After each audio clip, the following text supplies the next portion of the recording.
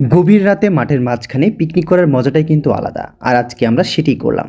Hello everyone, আসসালামু আলাইকুম। কেমন আছেন সবাই? আশা করি সকলেই ভালো আছেন। আপনারা তো সবাই জানেন আমরা ফুটবল খেলায় চ্যাম্পিয়ন হয়েছি, আর সেই প্রাইজ মানি দিয়ে দুই দল চ্যাম্পিয়ন এবং রানার্স আপ করছে পিকনিক।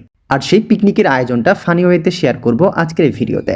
আশা করি ভিডিওটি অনেক ভালো লাগবে। এই ছেলেটার পড়ি লেগেছে, কেউ যদি পারো তার পড়িটাকে ছাড়াই।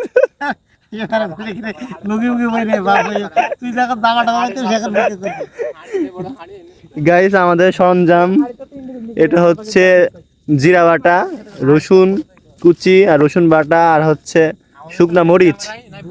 আর এখানে আমাদের আছে হচ্ছে খালি খালি হাঁড়ি। আর এইদিকে অলরেডি কাজ চলছে হচ্ছে রান্নার। এদিকে আমাদের তেল টেল আছে, চাউল টাউল, এদিকে গোশ আছে, তাও আবার একমাত্র গরুর মাংস।